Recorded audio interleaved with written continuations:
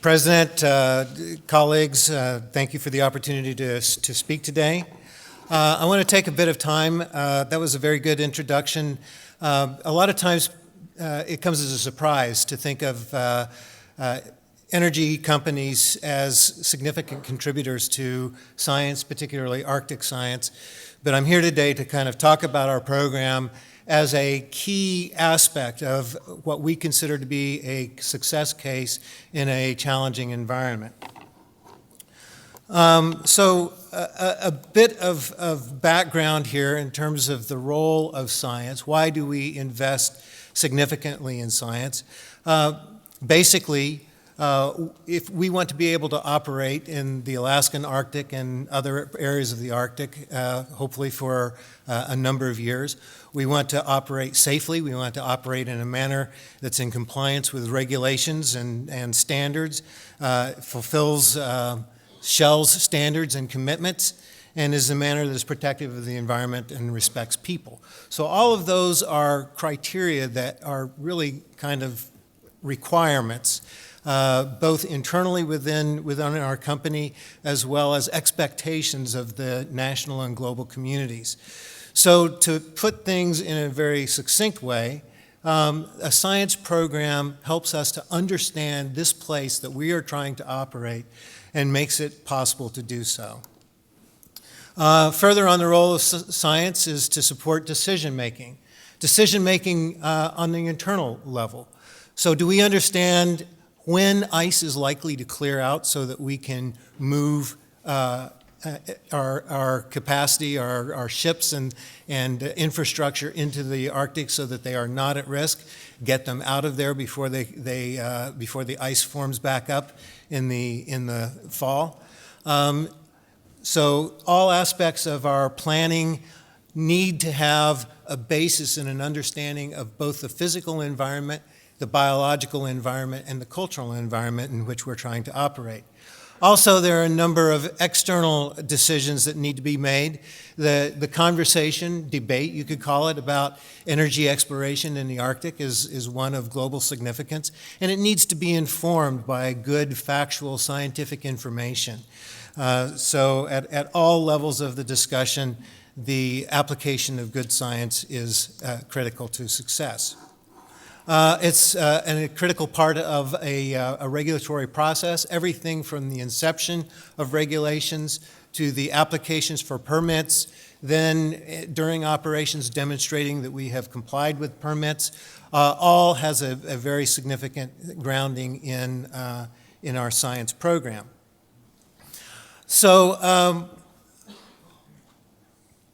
we will come back to this graphic in a minute, but to provide the underpinnings of a regulatory environment for us, as I say, at all levels of the permitting process, from regulators deciding a regulation is needed to, again, the monitoring that demonstrates full compliance.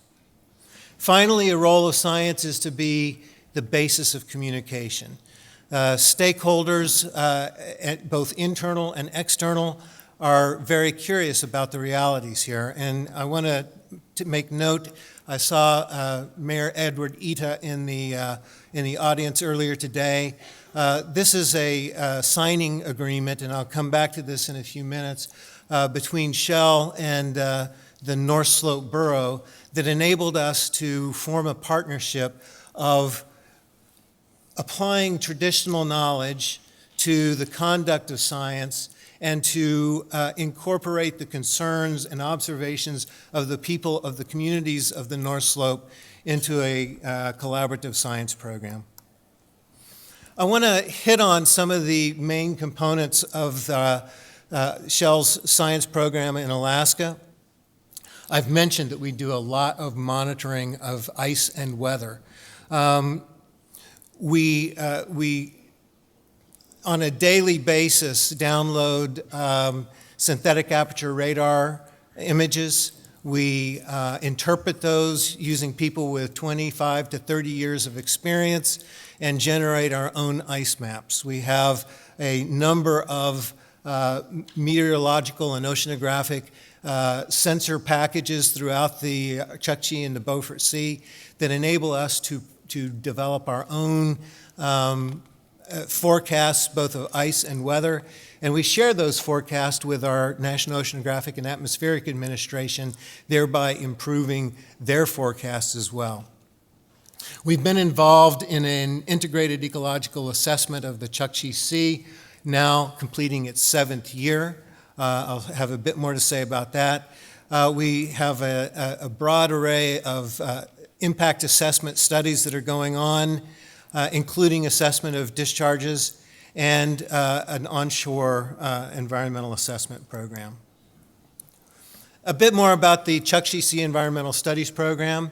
This has been a collaborative program. Again, it's in its 7th year. To date, ConocoPhillips, Shell, Statoil have put in about $75 million into this program. As you can see, it covers everything from the physical aspects of the environment to the biological and everything in between. Takes a very close look at the prospects in the offshore. And I would say that one of the great outcomes of this program has been that we have developed a mechanistic understanding of how the Chukchi Sea ecosystem works. When we started, we were looking at these 3 disparate locations where the 3 companies had interests. One of the things that we realized very early on was that those 3 areas were different. They were very different ecologically. Had we gone and individually studied them, at the end of the day, people would have said, well, somebody's wrong here. But by virtue of the fact that we did them together, we then began to understand not only that these areas were different, but why they were different. And that gives us a tremendous amount of insight as to why walruses are on Hannah Shoal and how that environment is likely to change as time goes by. Another considerable part of our program is to monitor the effects or impacts of what we do. Marine mammals are very important, both locally. They're a group of species that are tremendously evocative globally, but they are also important as subsistence resources to the people of the North Slope.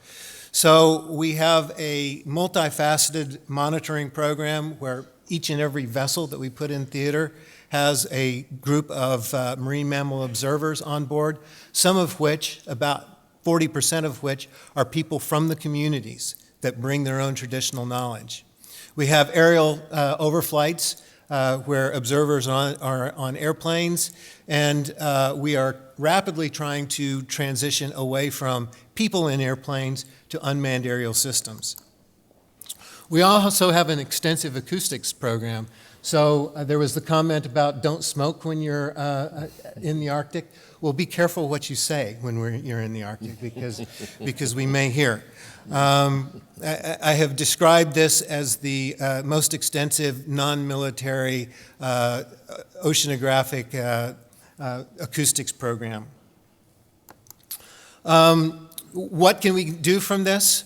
We can literally map hotspots of area usage. We can also understand the footprint of sound that industry puts into the system and how the animals respond to it.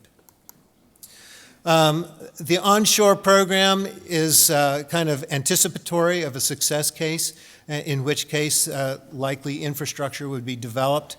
Again, very multifaceted, similar to our offshore program. And finally, one final slide here to talk about the importance of collaboration. I mentioned earlier the agreement with the North Slope Borough. We have also entered into a similar agreement with the Northwest Arctic Borough. We work with industry partners, with universities and government, private research entities. I was a little bit surprised a few years ago when I did an assessment and discovered that 60% of the dollars that Shell spends on science in Alaska is leveraged at least one time. Finally, we signed in 2011 an agreement with the National Oceanographic and Atmospheric Administration that we would share all of our data from our environmental studies program, not only NOAA, but with the scientific community as a whole. And this is a tremendous resource for future researchers in the Arctic. With that, thank you very much.